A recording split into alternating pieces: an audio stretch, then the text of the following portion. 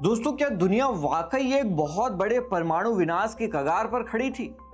क्या भारत और पाकिस्तान के बीच छिड़ने वाली जंग में 3.5 करोड़ लोगों की जान जा सकती थी? और क्या वाकई अमेरिकी राष्ट्रपति डोनाल्ड ट्रंप ने वो जादुई हस्तक्षेप किया जिसने एशिया के नक्शे को जलने से बचा लिया? दोस्तों, ये दावे किसी फिल्म की स्क्रिप्ट नहीं बल्कि दुनिया के सबसे ताकतवर देश के राष्ट्रपति की है। डोनाल्ड ट्रंप ने एक ऐसा खुलासा किया है जिसने पूरी दुनिया के कूटनीतिक गलियारों में हलचल मचा दी है। दोस्तों, ट्रंप का कहना है कि अगर वो बीच में ना आते तो आज हम एक अलग और तबाह हो चुकी दुनिया में जी रहे होते। लेकिन सवाल ये है कि क्या भारत इस दावे को सच मानता है या फिर ये ट्रंप की चुनावी ब्रांडिंग का एक हिस्सा है? आखिर 25 फरवरी की उस रात व्हाइट हाउस से क्या संदेश निकला और ऑपरेशन सिंदूर के दौरान बंद कमरों में क्या खिचड़ी पक रही थी? आइए आपको बताते हैं कि पूरी खबर आखिर है क्या। दोस्तों, तारीख थी 25 फरवरी 2026। अमेरिकी राष्ट्रपति डोनाल्ड ट्रंप अपनी सरकार की उपलब्धियों का बखान करने के लिए स्टेट ऑफ द यूनियन को संबोधित कर रहे थे। अपने चिर परिचित अंदाज में उन्होंने एक के बाद एक कई बड़े दावे किए, लेकिन सबसे बड़ा और चौंकाने वाला दावा था दक्षिण एशिया को लेकर। ट्रंप ने भरी सभा में कहा कि पिछले 10 महीनों में उन्होंने 1 या 2 नहीं बल्कि कुल 8 युद्ध रुकवाए हैं। इनमें इजराइल हमास से लेकर अर्मेनिया अजरबैजान तक के नाम शामिल थे। लेकिन जैसे ही उन्होंने भारत और पाकिस्तान का नाम लिया, वहां मौजूद लोग दंग रह गए। दोस्तों, ट्रंप ने दावा किया कि पहलगाम आतंकी हमले के बाद भारत और पाकिस्तान के बीच परमाणु युद्ध लगभग तय हो चुका था। उनके मुताबिक पाकिस्तान के प्रधानमंत्री ने खुद उनसे कहा था कि अगर अमेरिका दखल नहीं देता तो इस युद्ध में कम से कम 3.5 करोड़ से ज्यादा लोग मारे जाते। 10 months, I ended 8 wars, including Cambodia and Thailand. Pakistan and India would have been a nuclear war. 35 million people said the Prime Minister of Pakistan would have died if it were not for my involvement. Kosovo and Serbia. दोस्तों, एक report के अनुसार पिछले साल 10 मई के बाद से Donald Trump अब तक करीब 80 से ज्यादा बार ये दावा कर चुके हैं कि उन्होंने भारत और पाकिस्तान का युद्ध रुकवाया। ताज्जुब की बात यह है कि पाकिस्तान इस दावे का ढोल सबसे ज्यादा पीट रहा है।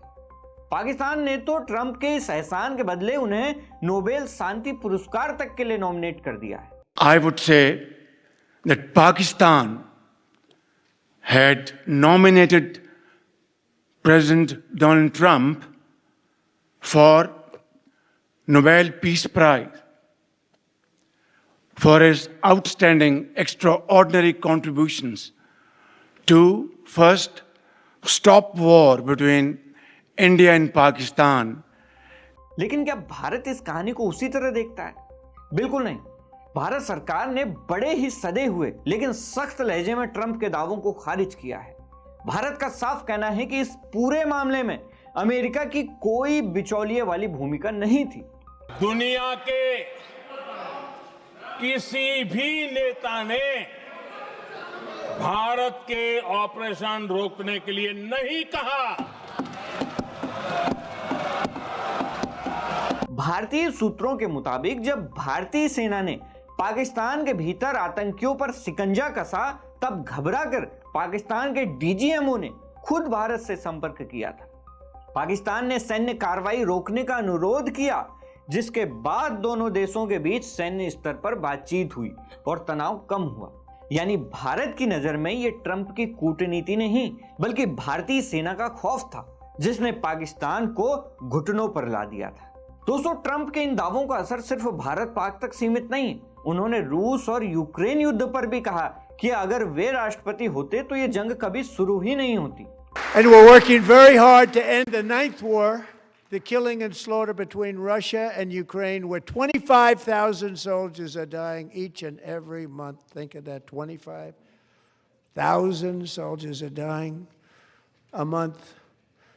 A war which would have never happened if I were president, would have never happened. वहीं ईरान को लेकर उन्होंने सीधी चेतावनी दे दी है। ट्रंप का मानना है कि ईरान ऐसी मिसाइलें बना चुका है जो यूरोप और अमेरिकी ठिकानों को निशाना बना सकती है। अब यहां सबसे बड़ा सवाल खड़ा होता है, क्या वाकई ट्रंप ने फोन घुमाया था और युद्ध को रुकवाया था, या फिर यह भारत की सैन्य शक्ति थी जिसने पाकिस्तान को बातचीत की मेज पर आने को मजबूर किया? दोस्तों, आपको क्या लगता है कि क्या ट्रंप वाकई नोबेल शांति पुरस्कार के लायक हैं, जैसा कि पाकिस्तान कहता आ रहा है? आपकी इस खबर पर क्या राय है? अपनी राय हमें कमेंट बॉक्स में जरूर दें। मैं हूं उमेश द्विवेदी और आप देख रहे थे सरकारी मंत्री। नमस्कार।